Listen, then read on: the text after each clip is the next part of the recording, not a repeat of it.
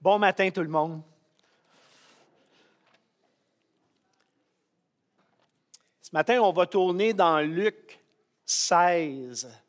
On va regarder les versets 1 à 15.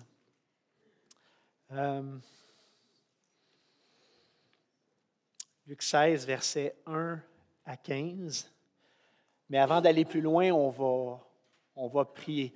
Je suis content de l'enseignement qu'Eduardo a apporté ce matin parce que le thème dont on va parler s'inscrit dans cette sanctification-là, cette quête-là de plaire au Seigneur. C'est-à-dire que c'est un processus. Hein? Alors, courbons-nous, prions.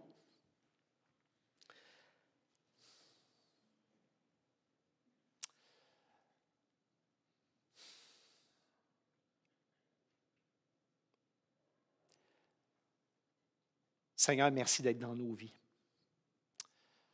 Merci de nous transformer. Merci de permettre ensemble qu'on puisse grandir. Merci pour toutes les personnes qui passent dans nos vies que tu utilises pour faire de nous ce que nous sommes avec le temps, pour nous amener de plus en plus vers toi. Ton esprit est présent parmi nous. Et pourtant, je ne peux pas m'empêcher que de faire cette requête-là, d'ouvrir les yeux de notre cœur, ouvrir les yeux de mon cœur. Pas autant les ouvrir que de les garder ouverts pour que je puisse voir ton royaume, voir ta volonté et y prendre pleinement part. Enseigne-nous, sois avec nous ce matin. Amen. Donc, on va lire le passage avant de commencer l'enseignement. Je vais vous le lire à partir, merci Eustache, à partir de la version Semeur. S'il vous plaît, si vous avez des cellulaires, fermez-les. La Terre n'arrêtera pas de tourner pour la prochaine demi-heure. On va certainement vous rejoindre par la suite. D'accord? Merci. Donc, Luc 16, je vais débuter la lecture. Jésus dit encore à ses disciples, un grand propriétaire avait un gérant. On vint lui dénoncer sa conduite car il gaspillait ses biens. Le maître le fit appeler et lui dit, « Qu'est-ce que j'apprends à ton sujet? Remets-moi les comptes de ta gestion, car tu ne continueras pas à gérer mes affaires. » Le gérant se dit, « Qu'est-ce que je vais faire puisque mon maître m'enlève la gestion de mes biens? Travailler comme ouvrier agricole? J'en ai pas la force. Me mettre à mendier? J'en aurais honte. Ah, je sais ce que je vais faire pour que des gens me reçoivent chez eux lorsque j'aurai perdu ma place. » Là-dessus, il fait venir un à un tous les débiteurs de son maître. Il dit au premier, « Combien dois-tu à mon maître? » « 40 hectolitres d'huile d'olive, lui répondit celui-ci. « Voici ta reconnaissance de dette, lui dit le gérant. Assieds-toi là, dépêche-toi, inscris 20 hectolitres. » Ensuite, il dit à un autre, « Et toi, combien dois-tu? » 500 sacs de blé. Prends ta reconnaissance de dette, reprends le gérant et inscris-en 400. Le maître admira l'habileté avec laquelle ce gérant malhonnête s'y était pris. En effet, ceux qui vivent pour ce monde sont plus avisés dans leurs affaires avec leurs semblables que les enfants de lumière. Et moi, je vous déclare, si vous avez des richesses entachées d'injustice, utilisez-les pour vous faire des amis. Ainsi, le jour où elles vous échapperont, ils vous accueilleront dans les demeures éternelles. Si quelqu'un est fidèle dans les petites choses, on peut aussi lui faire confiance pour ce qui est plus important. Mais celui qui n'est pas fidèle dans les petites choses ne l'est pas non plus pour ce qui est important. Si donc vous n'avez pas été fidèle dans la gestion des richesses injustes, qui vous confiera les véritables? Si vous n'avez pas été fidèle dans la gestion du bien d'autrui, qui vous donnera celui qui vous est personnellement destiné? Aucun serviteur ne peut être en même temps au service de 2 maîtres. En effet, ou bien il détestera un, aimera l'autre, ou il sera dévoué au premier et méprisera le second. Vous ne pouvez pas servir en même temps Dieu et Mammon ou l'argent. En entendant toutes ces recommandations, les pharisiens, qui étaient très attachés à l'argent, se moquaient de Jésus. Mais il leur dit, vous vous faites passer vous-même pour juste aux yeux de tout le monde, mais Dieu connaît le fond de votre cœur. Celui qui est en haute estime parmi les hommes, Dieu l'a en horreur. J'aime beaucoup les films, j'aime les mini-séries, et spécialement les films, les séries policières, j'aime ça. J'aime ça pour la facilité, c'est-à-dire qu'on s'assoit et celui qui a écrit le scénario nous raconte une histoire. On glisse facilement dans ces histoires-là et je ne sais pas comment l'auteur fait, mais il finit toujours par réussir, mais pas toujours, mais souvent nous faire aimer le pire voyou de la série. Je ne sais pas comment c'est fait, comment la manipulation de l'information se fait, mais souvent, on aime, on souhaite quasiment que le pire truand gagne, dans certains cas.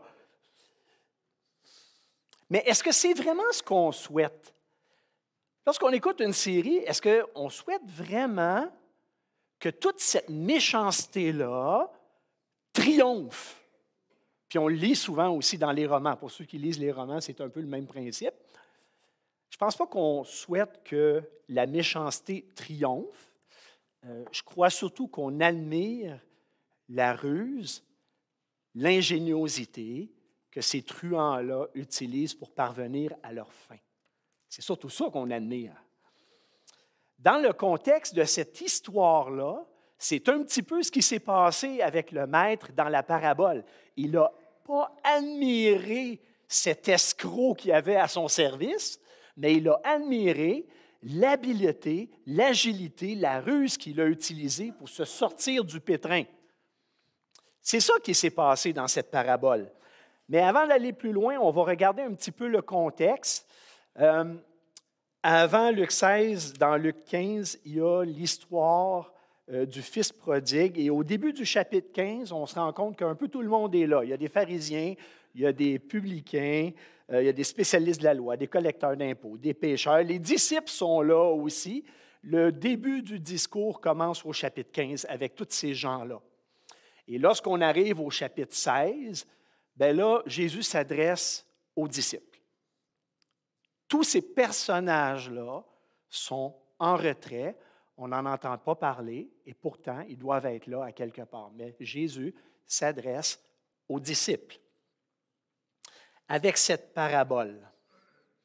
Quand on lit rapidement la parabole, on pourrait dire, est-ce que Jésus veut nous enseigner à être rusé puis méchant? C'est contre sa nature, c'est clair que ce n'est pas de ça qu'il veut parler. Mais on va regarder exactement de quoi il s'agit. Il y a des parallèles à faire entre Luc 15 et Luc 16 en ce qui a trait au maître et au père dans l'enfant prodigue, où tous les deux font preuve de bonté. Il y a des parallèles à faire avec quelqu'un qui est repentant et quelqu'un qui a tout fait pour se tirer d'affaire, mais qui était pourri. C'est comme un opposé. Mais au début du chapitre 16, on change de thème malgré tout. Alors, on va regarder. On utilise souvent une parabole pour raconter quelque chose d'abstrait ou faire passer un message qu'on ne veut pas dire directement. On prend des choses de la vie courante et on utilise ça un peu comme une leçon de choses pour livrer un autre message. Et c'est ce qui se passe avec Jésus. Donc, la parabole se déroule comme ça. Le propriétaire avait un gérant Dans le monde agricole, ça arrivait lorsqu'on avait beaucoup de biens, on confiait la gestion à un gérant, la gestion de nos avoirs. Et puis, ce gérant-là, manifestement, dépensait tout croche les biens de son maître. On ne sait pas comment le maître est venu à bout de le savoir. Le texte ne le dit pas, mais il l'a su en tout cas. Il l'a su, puis là, il a accroché son gérant, puis il a dit, « Mais qu'est-ce que tu fais? Je vais te faire rendre des comptes, puis tu ne travailleras plus pour moi. » C'est un clash important pour quelqu'un qui a peut-être fait ça toute sa vie, gérer. Et c'est une atteinte à sa réputation. La probabilité qu'il soit capable de se replacer, de retravailler, est très faible, du moins dans ce qu'il fait. Il a raison quand il dit « Qu'est-ce que je vais faire? Il faut que je me sorte de ce pétrin-là. » C'est l'instinct de survie qui embarque. Ça presse.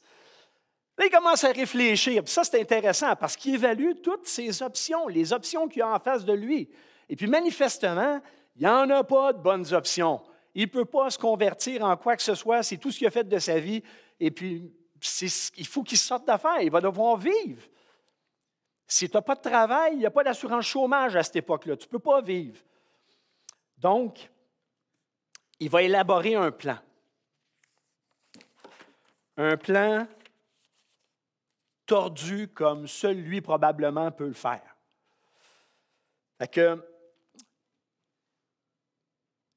Et ce but-là, c'est d'avoir une possibilité de sortir, d'avoir un endroit pour demeurer, pour vivre. Par la suite, il veut assurer sa survie. C'est ça qu'il veut faire. Est-ce que tu ferais la même chose? Être coincé, là, tu ne voudrais pas assurer ta survie? C'est ce qu'il fait. Je pense que c'est le propre de la nature humaine de faire ça lorsqu'il n'y a pas de solution.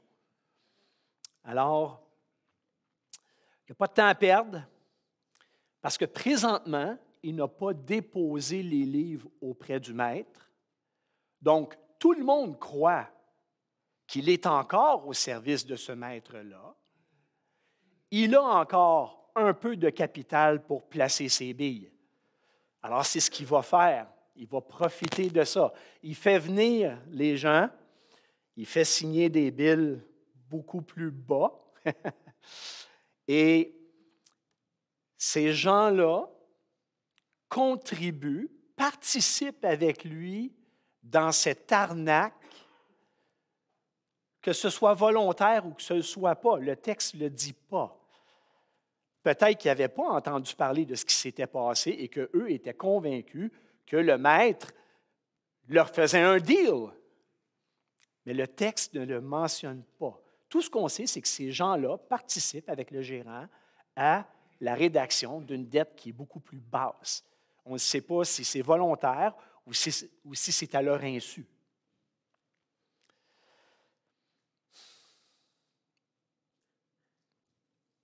Tout ce qu'on sait, c'est que le maître a fini par le savoir et il a été impressionné, il a admiré cette ruse-là que le gérant avait fait.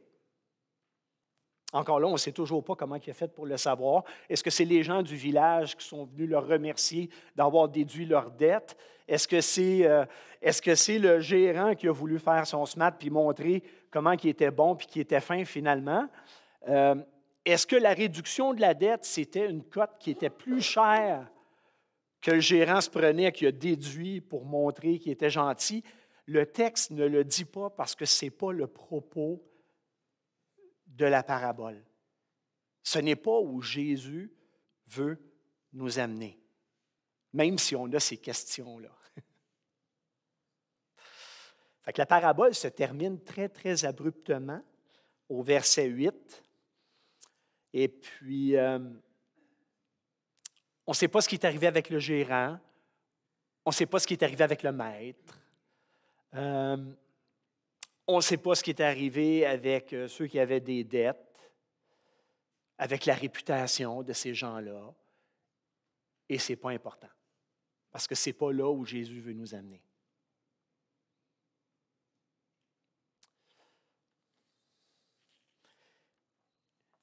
Jésus termine la parabole avec un constat concernant l'instinct de ce gérant-là, l'habilité de survivre, l'urgence de se tirer d'affaire, de tout mettre en œuvre pour assurer son futur, sa survie.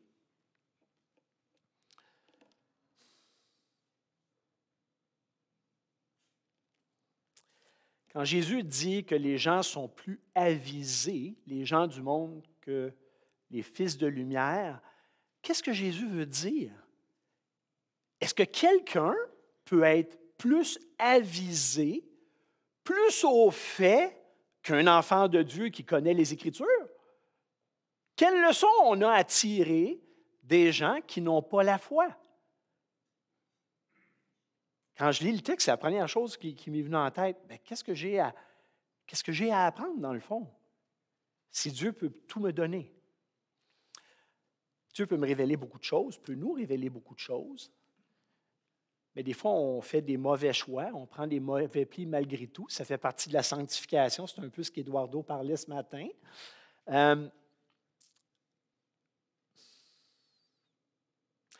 Pourquoi ceux qui vivent dans le monde sont plus avisés?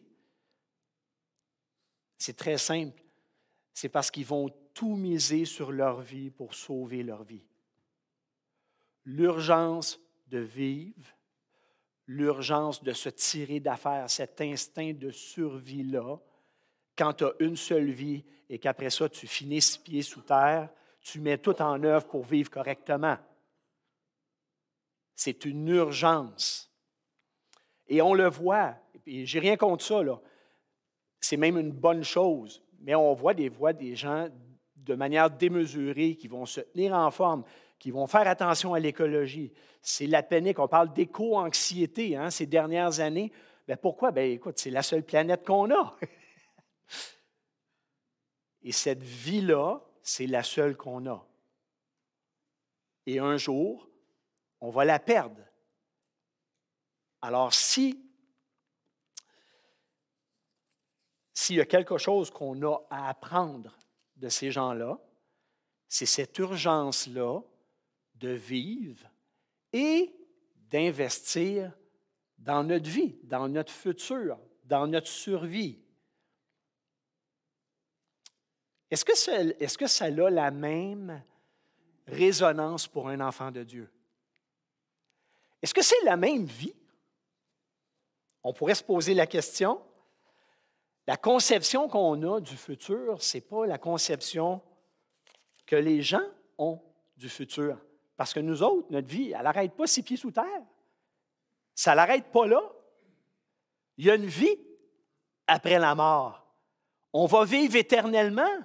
Et si on vit éternellement, bien, peut-être que l'urgence d'investir dans quelque chose de durable, ce serait peut-être d'investir dans le royaume de Dieu et pas dans cette vie-ci.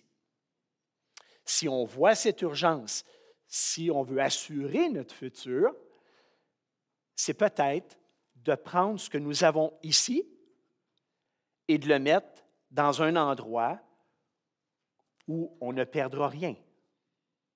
Utiliser les ressources de ce monde pour faire avancer le royaume de Dieu. C'est un investissement plus payant que d'investir en pensant qu'on va finir 6 pieds sous terre. Et quelquefois, c'est ça qu'on fait. On investit comme si notre vie terminait ici. Et pourtant, ce n'est pas le cas. Mais si je mets tous mes investissements ici, qu'est-ce que je fais de mon éternité? Parce que l'éternité, ce n'est pas quelque chose de vaporeux. On va avoir des comptes à rendre, Dieu va nous remettre des récompenses, il veut qu'on l'honore.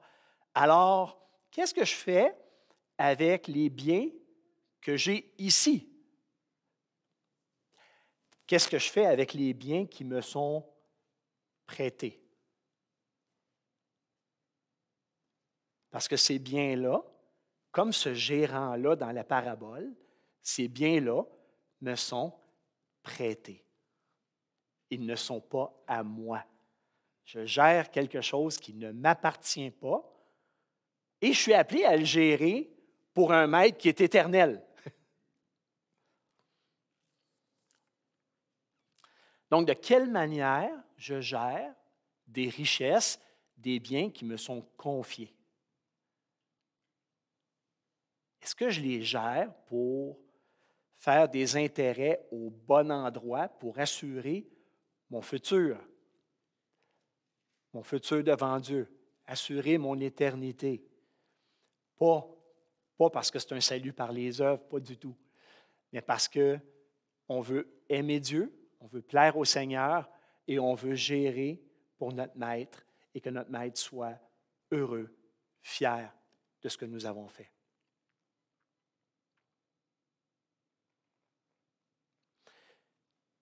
Si mes buts sont les buts de Dieu, mes investissements pour l'éternité devraient être ses investissements pour l'éternité. Son argent que je gère devrait être utilisé pour produire des résultats éternels, là où rien ne se détruit, puis rien ne se corrompt.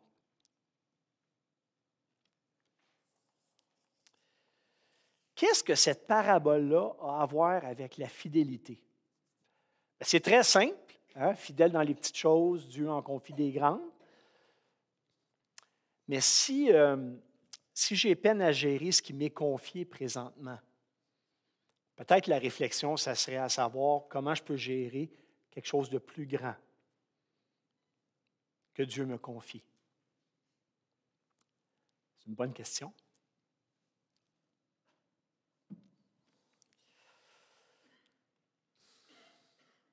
Une chose est sûre, dans le texte, il y a comme une incompatibilité entre le fait de courir pour avoir l'argent, pour que cet argent-là soit une fin en soi, et servir Dieu.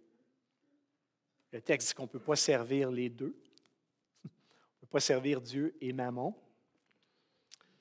Il y a une incompatibilité. Cet argent-là ne devrait pas être une fin, mais un moyen d'honorer Dieu sous toutes ses formes.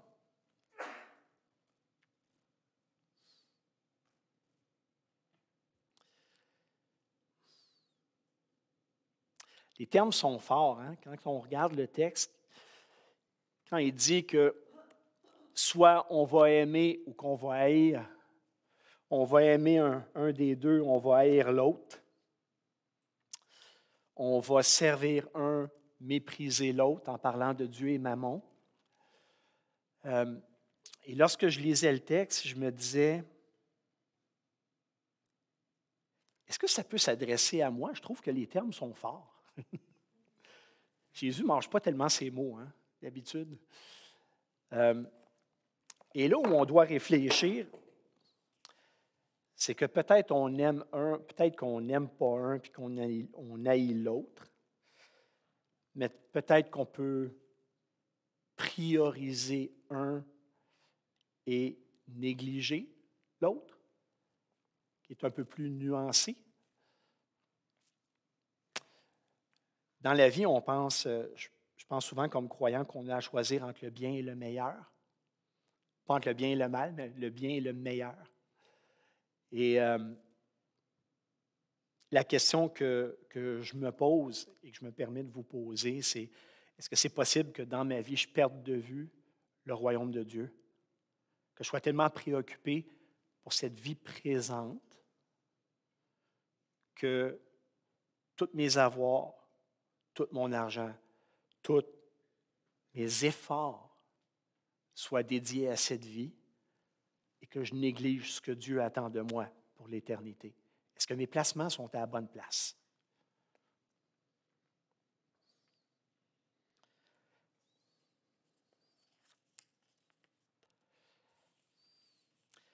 Quelle place mon argent puis mon bien-être prend dans ma vie?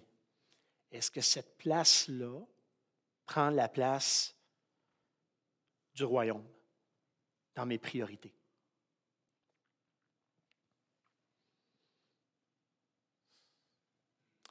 Est-ce que ma bénédiction à être bien, d'être à l'aise, c'est devenu une malédiction. Au point où je chéris plus ce que j'ai que Dieu.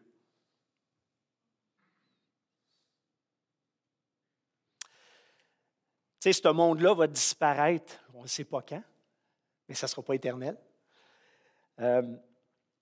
Avoir un regard juste pour un croyant, c'est miser sur l'éternité. Là où rien n'est détruit, rien ne se corrompt. Être un bon gestionnaire des biens de Dieu, c'est gérer pour faire fructifier dans l'éternité ce que Dieu nous a confié. Ça, c'est être un bon gestionnaire. Mais est-ce que juste l'argent? Le texte parle d'argent, c'est vrai. Il parle d'une séparation entre la possibilité d'adorer Dieu et d'adorer l'argent. Mais est-ce qu'il y a juste l'argent dont on peut faire mention? On va réfléchir un peu, on va faire un peu de millage là-dessus. As-tu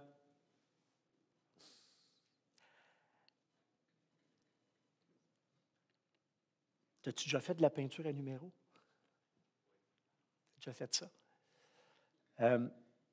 L'argent, c'est une simple partie de l'œuvre d'art que tu es en train de tisser pour Dieu.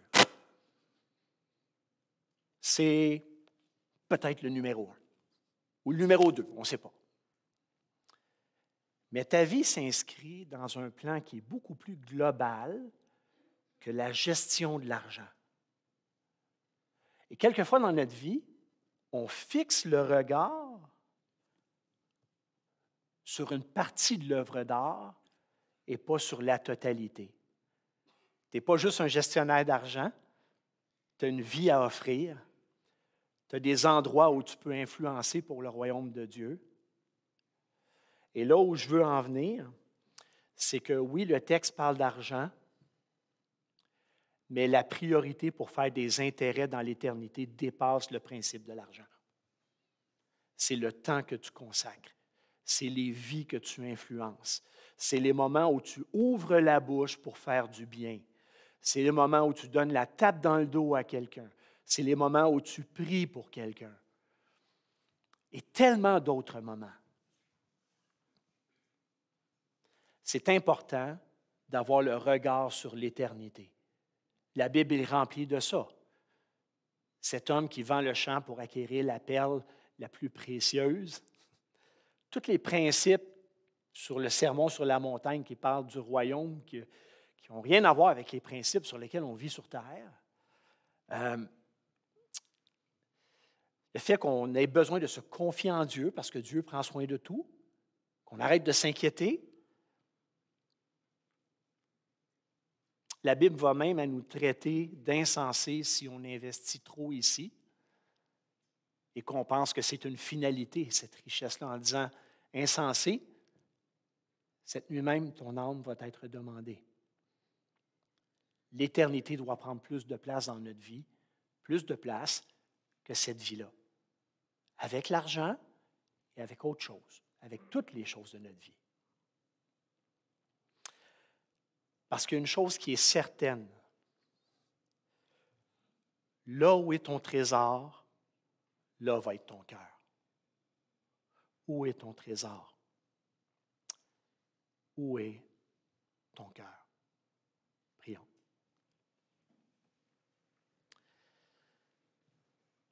Merci pour ta parole, Seigneur, qui parle à notre cœur.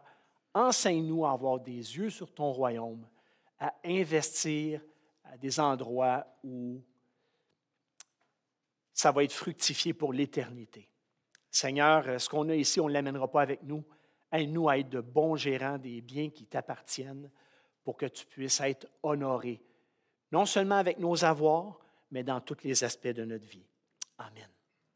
J'inviterai les musiciens à s'avancer.